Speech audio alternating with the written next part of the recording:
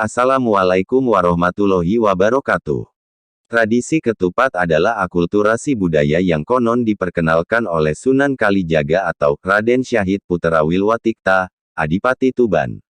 Ia berhasil memadukan unsur dakwah dengan seni budaya. Sehingga, beliau dikenal dengan Wali Abangan. Pola dakwahnya mengakar di tengah-tengah masyarakat Jawa, seperti pertunjukan wayang, gamelan, tembang, ukiran, dan batik yang populer di masa itu. Lalu apa makna rahasia filosofi dari ketupat ini? Mari kita simak penjelasannya agar budaya peninggalan leluhur ini tidak musnah. Konon, tradisi ketupat saat Syawalan, bulan Syawal diperkenalkan pada masa pemerintahan Demak.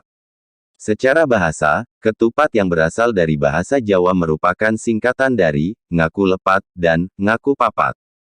Ngaku lepat artinya, mengakui kesalahan yang diwujudkan dalam tradisi sungkeman, sedangkan ngaku papat, berarti mengakui 4 tindakan atau telah menjadi beberapa kondisi, yakni lebaran, luberan, leburan, dan laburan.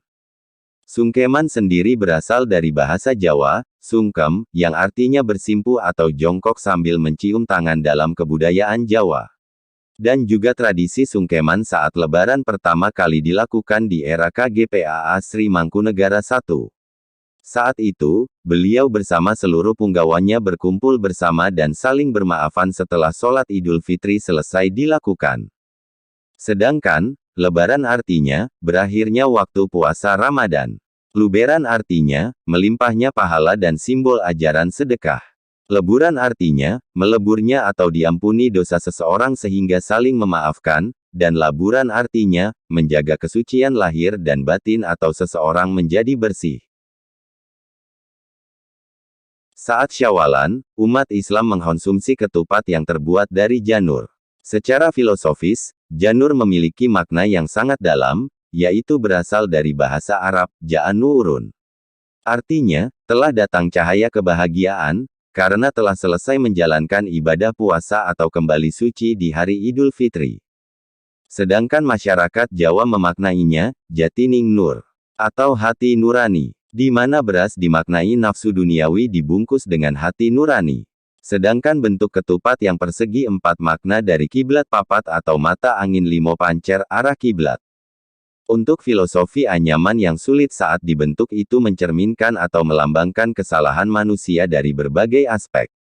Rumitnya anyaman tersebut berakhir sempurna sehingga menjadi akhir dari satu kesatuan atau kompleksitas masyarakat Jawa harus diletakkan dengan tali silaturahim. Saat ketupat dibelah menjadi 2, tampak warna putih yang bermakna kesucian hati. Bagi sebagian masyarakat Jawa, ada juga yang mengartikan ketupat memiliki makna filosofi sebagai berikut, ketupat terbuat dari 3 bahan utama, yaitu janur kuning, beras, dan santan. Janur kuning atau pelepah daun kelapa muda merupakan lambang tolak bala atau penolak bahaya. Kemudian beras, simbol kemakmuran, dianggap sebagai doa agar masyarakat diberi kelimpahan kemakmuran setelah hari raya. Adapun santan yang dalam bahasa Jawa disebut santen, berima dengan kata ngapunten, yang berarti memohon maaf. Kata kupat luar sendiri berasal dari kata, pat, atau, lepat kesalahan, dan, luar, yang berarti di luar, atau terbebas atau terlepas.